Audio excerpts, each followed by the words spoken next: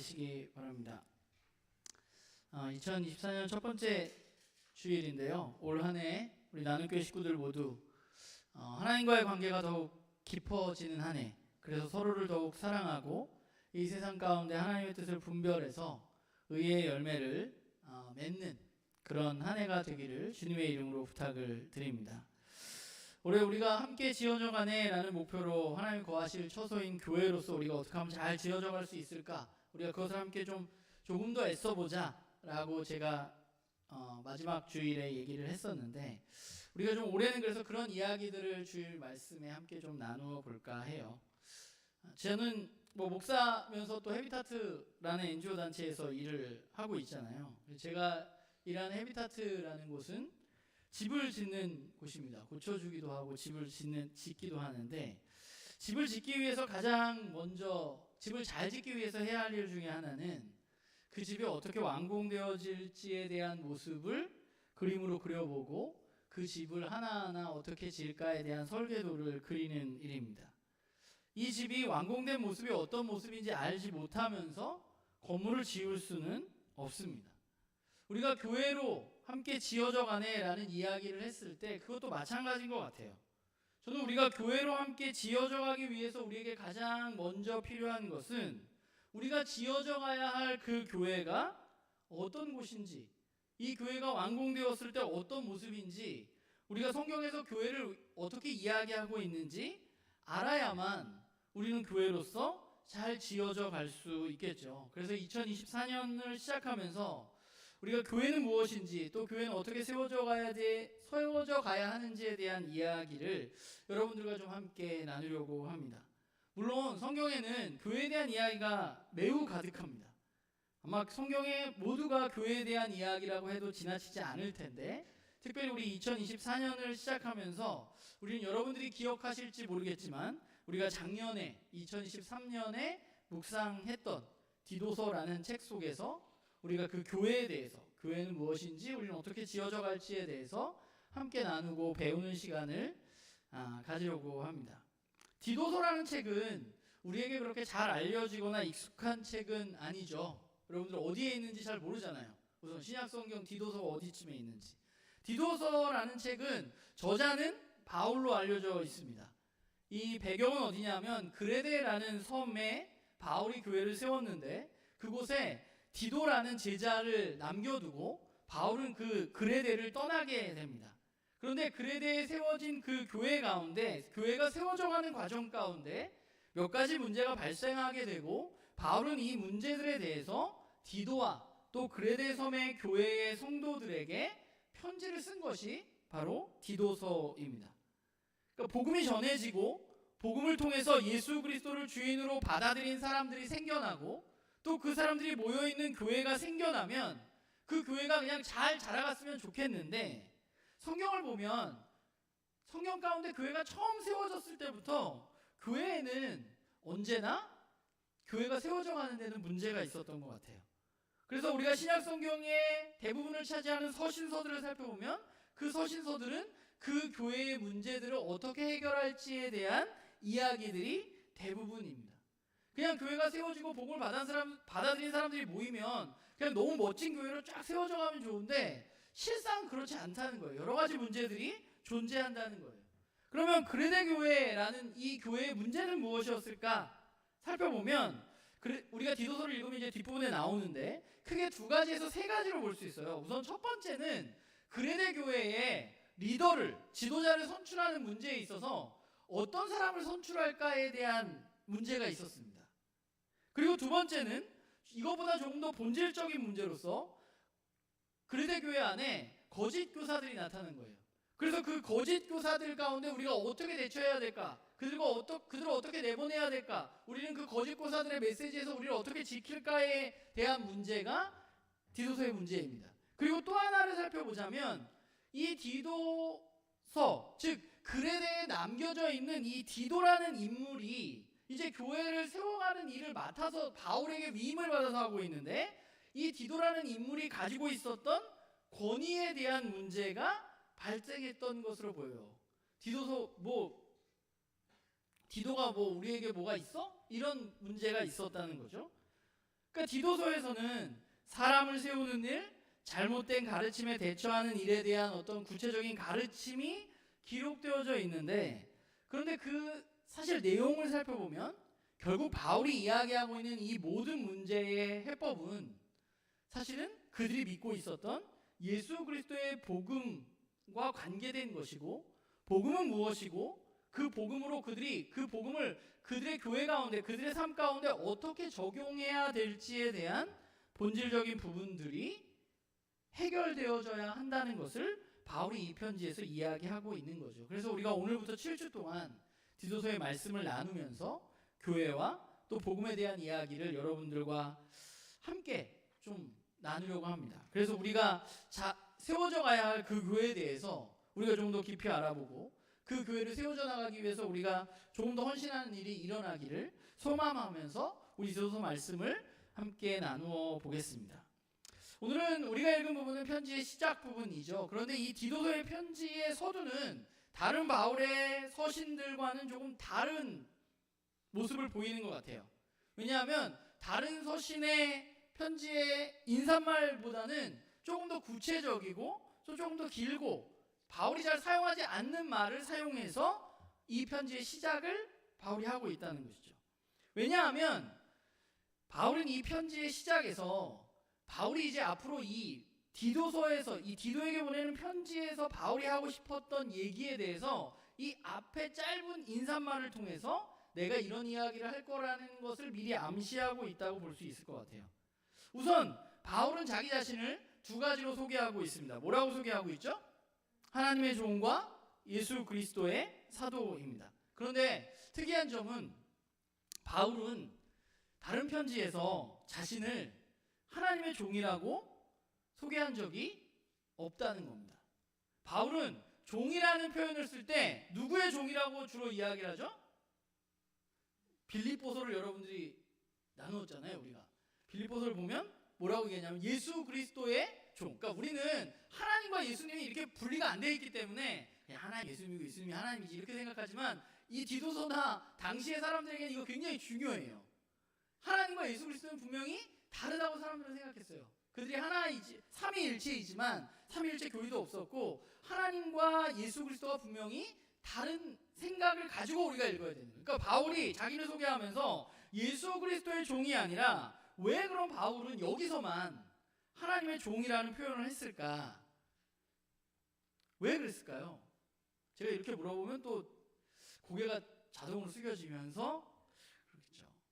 사실 이 문제는 바울이 하나님의 종이라고 자신을 소개한 데에는 그레데 교회가 가지고 있었던 문제와 좀 연관이 있었던 것으로 보여요. 왜냐하면 그레데 교회에 나타났던 그 거짓 교사들이 어떤 사람들인가 하면, 이 사람들은 뭘 이야기했냐면 예수님이 메시아 되심과 예수님이 하나님의 아들로 이 땅 가운데 육신으로 오신 것을 부인하는 유대인들이었던 것으로 보입니다. 그러니까 이 말이 무슨 이야기냐면, 이 교회가 바울이 세우고 바울이 떠났는데 거기에 나타난 사람들이 야, 예수 그리스도가 무슨 하나님의 아들이 어떻게 육신을 입고 이 땅 가운데 오냐? 라고 이야기하면서 예수 그리스도의 메시아 되심과 육신으로 이 땅 가운데 오심을 부인했다는 것이죠. 성경은 원래 하나님의 종이라는 표현은 어디에 많이 쓰이냐면 신약 성경보다는 구약 성경에 많이 쓰입니다. 그리고 하나님의 종이라고 구약 성경에 표현된 사람들은 그야말로 구약 성경에서 가장 대단한 사람들이에요. 모세, 여호수아, 아브라함, 다니엘, 다윗, 이런 사람들, 그리고 하나님의 말씀을 받아서 전했던 선지자들, 그 사람들이 자기 자신을 뭐라고 표현하냐면 하나님의 종 모세, 하나님의 종 여호수아, 이렇게 표현을 하거든요. 그러니까 바울이 여기서 자기 자신을 소개하면서 내가 하나님의 종이야 라고 자신을 소개한 것은 자신이 어떤 거예요? 구약 성경을 바탕으로 내가 하나님과 온전한 관계를 맺고 있고 나에게 그만큼 큰 권위가 있다는 것을 바울이 드러내고 싶었던 거예요. 내가 하나님과 동떨어진 사람이 아니라, 내가 예수님만 따라다닌 사람이 아니라 나는 하나님의 종으로서 분명히 너희들에게 이야기한다는 것을 보여주고 싶었던 것이죠. 자신이 하나님과 온전한 관계를 맺고 하나님으로부터 말씀을 받아서 하나님의 말씀을 너희들에게 전하고 있다는 것을 바울은 이야기하고 싶었던 것입니다. 그리고 하나님과 온전한 관계를 맺고 그분으로부터 말씀을 받아서 그가 하는 일이 뭐냐 하면 예수 그리스도의 사도라는 것은 예수님을 만나고 예수님이 가르치셨던 것을 가르치는 사람들이에요. 그래서 사도는 주로 누구를 이야기하냐면 12제자를 이야기해요. 그런데 바울은 편지를 보면 자기가 계속해서 사도라고 이야기합니다. 바울은 사도인가요? 12제자는 아니잖아요. 바울은 왜 자신을 사도라고 이야기했을까요? 자신 있게 나는 예수 그리스도의 사도야 라고 그는 어떻게 이야기할 수 있을까? 바울은 예수님 만났나요? 못 만났나요? 어디서 만났죠? 예? 다메섹에서 만났죠. 예. 다메섹에서 예수님을 만났죠. 육체적으로 예수님이 살아계실 때 바울이 예수님을 봤는지 안 봤는지는 성경에 기록되어지지 않습니다. 그러나 바울은 분명히 자기가 다메섹 도상에서 하나님의 아들이신 예수 그리스도를 만나고 그분의 이야기를 듣고 그분으로부터 사명을 받았다고 믿고 있는 사람이에요. 그래서 자신은 예수 그리스도를 만나고 부활하신 예수님을 만났기 때문에 자기는 사도라는 표현을 쓰고 있는 거죠. 그러니까 바울이 이처럼 하나님의 종으로서 예수 그리스도의 복음, 그 십자가의 복음, 하나님 나라의 복음을 하나님으로부터 받아서 내가 너희들에게 전하고 있는 사람이야 라고 이야기하고 있다는 거예요. 그게 바울의 이 두 가지 소개에서 우리가 알 수 있는 거예요. 그런데 그럼 바울이 이렇게 힘든데 예수 그리스도의 복음을 전하는 이유는 뭘까요? 왜 바울은 예수님의 복음을 전할까요? 그것은 바울이 하나님의 계획과 하나님의 뜻을 예수 그리스도를 통해서 깨달았기 때문입니다. 바울은 하나님이 약속하신 것을 깨달았다고 얘기해요. 오늘 2절 중반부터 보면은 2절 중반에 이렇게 말하죠. 이 영생은 거짓이 없으신 하나님이 영원 전부터 약속하신 것이라 라고 말합니다. 하나님이 약속하신 게 있었어요. 옛날부터 영원 전부터 하나님이 약속하신 게 있는데 바울이 그 약속을 알았어. 그런데 그 약속은 뭐예요? 영생이에요.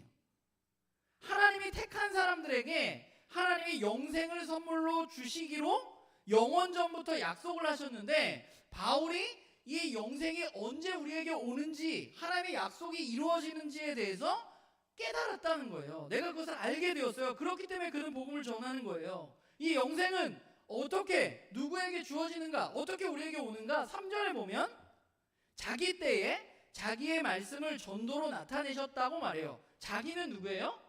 하나님이에요. 하나님의 때에 하나님의 말씀을 전도로 나타냈다고 말하는데 이 말이 세번역으로 보면 조금 이해하기 쉬울 것 같아서 제가 적어왔는데 세번역에 이렇게 적혀 있어요. 하나님께서는 제때가 되었을 때에 하나님이 이 약속의 말씀을 사도들의 선포를 통해서 드러내셨다라고 말하고 있어요. 그러니까 하나님이 약속을 하셨어요. 영원전에 약속을 하셨는데 기다리고 계시다가 하나님이 생각한 때가 되었어. 그래서 때가 되어서 하나님이 이 약속의 말씀, 약속을 지키시고 그 약속을 지켰다는 그 말씀을 사도들, 즉 예수 그리스도의 사도들을 통해서 이 땅 가운데 선포해서 드러내셨다는 것을 바울이 이야기하고 있는 거예요. 그러니까 하나님이 약속하신 이 영생은 하나님이 정하신 때에 예수 그리스도를 이 땅 가운데 보내심으로 사람들에게 주어지기 시작했고 사도들이 이걸 깨달아서 이 사실을 선포하기 시작했다는 것이죠. 우리가 잘 아는 마가복음 1장 15절에 예수님이 사역을 시작하시면서 뭐라고 그랬어요? 때가 찼고 하나님 나라가 가까이 왔다라고 말씀하셨어요. 여기서 말하는 때가 무슨 때예요? 오늘 바울이 말하고 있는 자기 때예요. 하나님의 때, 그 때가 예수님이 말씀하신 그 때라는 거예요. 그러니까 바울은 하나님의 아들 예수 그리스도가 이 땅 가운데 오심으로 말미암아서 이제 그 하나님의 약속이 이루어졌다는 사실을 받아들인 사람들에게 영생의 선물을 하나님이 주신다는 사실을 깨닫게 된 거예요. 그게 바울이 알게 된 복음이에요. 예수님을 만난 이후에. 그래서 그게 너무 좋아서 이 영원한 생명을 이제 우리가 누릴 수 있구나 라는 것이 너무 좋아서 그는 여기저기 다니면서 이방인들에게 이 복음을 예수 그리스도의 사도로서 전달하고 있는 것이에요. 그걸 알았기 때문에. 그러면 여러분, 그리스도인은 어떤 사람들인가? 이 바울의 이야기에서 우리가 좀 생각을 해보자면, 결국 그리스도인이라는 사람들은 하나님의 약속을 따라서 예수 그리스도를 믿고 영생의 삶에 참여한 사람들이 바로 그리스도인들이고, 교회는 그럼 뭐예요? 영생으로 살아가는 사람들, 그 그리스도인들이 모여있는 공동체가 바로 교회인 것이죠. 옆에 있는 사람을 한번 볼까요? 그 사람은 뭘 가지고 있는 사람이에요? 영생. 예수님을 믿으면 영생을 갖고 있는 사람이에요. 그럼 우리가 여기서 한 가지 생각해 볼 것은, 바울이 말하고 있는 하나님이 예수 그리스도를 통해서 이 땅 가운데 주시고자 약속하신 그 영생은 뭐냐는 거예요. 영생은 영원한 생명이라는 의미잖아요. 그러니까 우리는 영생하면 뭘 생각해요? 죽지 않고 영원히 사는 것을 일반적으로 생각합니다. 그런데 성경이 말하는 영생은 죽지 않고 죽지 않고 영원히 사는 것이 분명히 아닙니다. 왜냐하면 육체가 죽지 않고 영원히 사는 것이 영생이라면 우리의 믿음의 선조들은 다 거짓말쟁이가 되는 거죠. 바울도 죽었잖아요. 베드로도 죽고. 그 사람도 영생을 받았는데 죽었으니까. 바울이 말하고 있는, 그리고 예수 그리스도를 통해서 시작된 영생이라는 것은 뭐냐 하면, 이 영생이라는 말 자체가 오는 세대의 생명이라는 의미거든요. 그러니까 앞으로 올 세상의 삶이에요. 앞으로 올 그 하나님 나라의 생명이 바로 영생이에요. 그러니까 예수님이 사역을 시작하시면서 말씀하셨던, 때가 찼고 하나님 나라가 가까이 왔다, 하나님이 다스리시는 세상의 생명이 이제 예수 그리스도를 믿는 사람들에게 주어지게 되는 것이죠. 그러니까 좀 쉽게 말하면, 이스라엘은 지금 누구의 식민지죠? 로마의 식민지입니다. 그럼 이스라엘 사람들은 누구의 백성인가요? 로마의 백성입니다. 그런데 바울이 생각하기에 이 로마라는 나라는 영원하지 않습니다. 바울이 살아생전에 로마가 망하진 않았지만 바울은 알고 있어요. 뭘 알고 있냐? 로마 망할 거라는 걸. 그리고 나중에 영원한 나라가 하나 생길 거예요. 그 영원한 나라가 하나님이 다스리시는 나라예요. 그리고 그 영원한 나라가 실제적으로 우리에게 임할 거예요. 그런데 그 나라, 앞으로 올 그 하나님 나라의 백성으로서의 삶이 예수 그리스도를 믿는 사람들에게 이제 시작되었다는 거예요. 그러니까 지금 이 복음을 믿는 사람들은 로마의 백성이지만 로마에 속해 있는 삶을 사는 게 아니라 앞으로 올 그 하나님이 다스릴 그 영원한 하나님 나라에 살 수 있는 삶을 살아갈 수 있는 사람들이 된 거죠. 그게 바로 예수 그리스도 안에서 우리가 누릴 수 있는 영생, 영원한 생명입니다. 그 나라의 생명. 저와 여러분도 마찬가지예요. 우리가 예수 그리스도를 통해서 이제 대한민국의 백성이지만, 오늘 우리의 삶에서 우리는 대한민국 백성이지만 대한민국 백성 이전에 앞으로 올 그 나라, 하나님 나라의 백성으로서의 삶을 오늘 여기에서 살 수 있게 된 거죠. 하나님이 이거를 어떻게 했다고? 영원 전부터 약속하셨다는 거예요. 내가 이런 일을 이룰 거라고.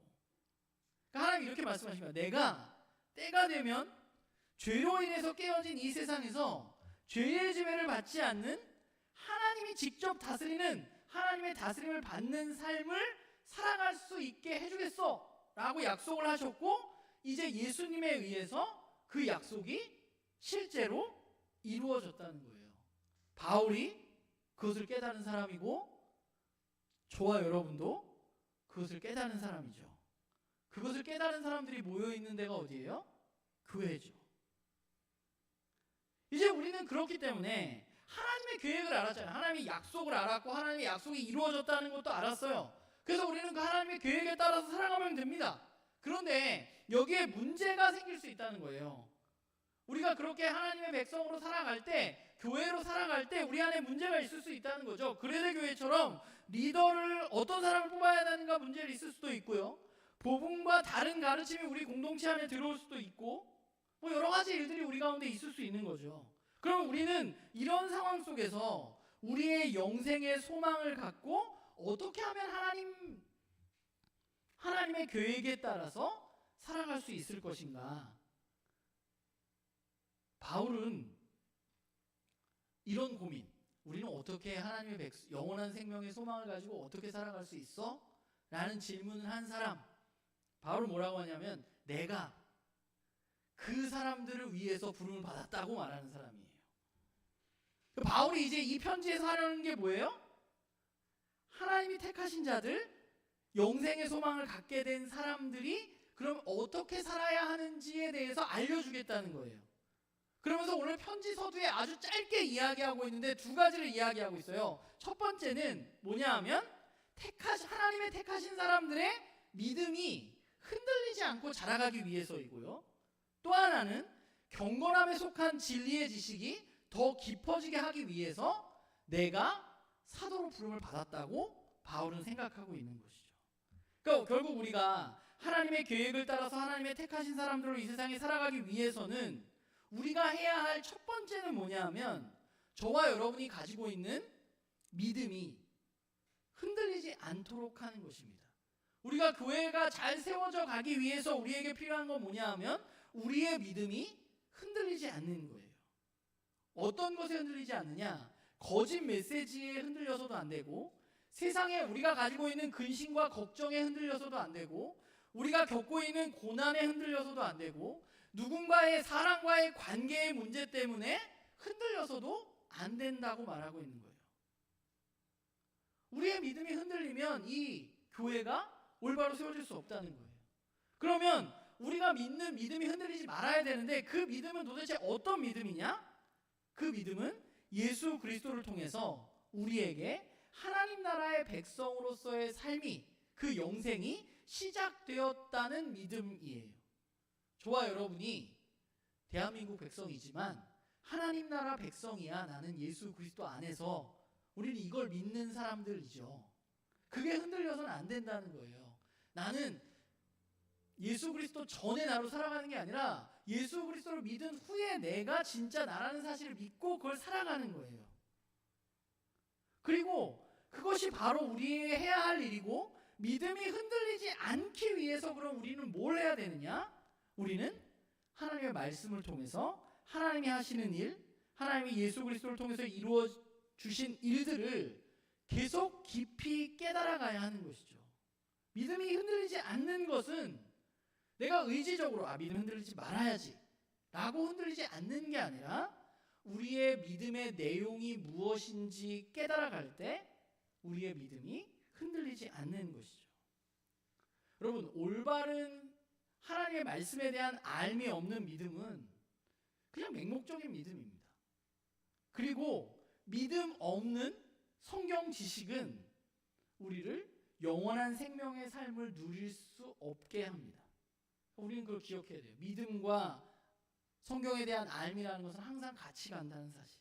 그런데 이 믿음은 지식에, 성경에 대한 지식에 근거한 것인데, 하나님에 대한 지식에 근거한 것인데, 그러면 복음을 우리가 하나님의 말씀을 우리가 올바로 깨달아서 하나님 이런 분이구나 내가 올바로 알았어. 하나님 이런 일을 하시는구나 내가 올바로 알았어. 그럼 우리가 그걸 올바로 알았다는 걸 어떻게 알 수 있을까요?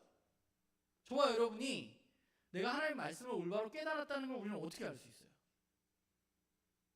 누가 와가지고 다른 얘기를 할 수도 있잖아. 그럼 우리는 어떻게 알 수 있죠? 내가 믿는 게 맞다는 걸? 오늘 바울은 뭐라고 얘기했냐면 경건한 삶으로, 경건함으로 알 수 있다고 말해요. 오늘 1절에 보면 진리의 지식을 뭐라고 말하냐 하면 바울은 뭐라고 말해요? 경건함에 속한 진리의 지식이라고 말합니다. 하나님에 대한, 또 복음에 대한 올바른 알문, 결국 경건한 삶으로 드러날 수밖에 없습니다. 여러분, 참 생명은 아름다운 열매를 가지고 올 수밖에 없어요. 이상한 열매를 맺는 것은 좋은 씨가 아니에요. 열매 없는 진리는 가짜입니다. 진짜가 아니에요. 우리가 교회로서 세워져 가기 위해서 우리는 말씀으로 우리의 믿음이 점점 자라가서 경건한 삶으로 드러나게 될 때, 그때 우리는 올바로 교회로 세워져 갈 수 있는 거예요. 하나님이 우리를 교회로 부르신 이유는, 저와 여러분이 이렇게 불러주셔서 우리가 함께 모여있는 이유는 저와 여러분이 영생의 소망을 가지고 이 땅에서 믿음으로 진리를 따라서 경건하게 살도록 하기 위한 것이고, 결국 교회가 해야 할 일은 이 일을 돕는 일을 하는 것이 바로 교회인 것이죠. 우리가 정말 하나님이 이런 계획을 가지고 있다는 것을 바울처럼 깨달았다면 우리는 먼저 우리의 삶 속에서 하나님이 주시는 그 영생, 하나님이 약속하셨던 그 영생을 올바로 알고 누리는 삶을 살아가야만 합니다. 바라기는 올 한 해 우리 나눔교회 식구들 모두 가운데 하나님이 우리에게 약속하신 예수 그리스도를 통해서 이 땅 가운데 시작하신 그 오는 세상의 삶, 영원한 생명, 그 생명을 우리 나눔교회 식구들이 충분히 누리는 한 해가 되기를 주님의 이름으로 부탁을 드립니다. 그리고 또 한 가지 우리가 해야 할 중요한 일이 있는데, 그게 뭐냐면 3절을 볼까요? 3절에 바울은 뭐라고 하냐면, 이 전도는 뒷부분이에요. 우리 구주 하나님이 명하신 대로 내게 맡겨진 것이라 라고 바울은 말합니다.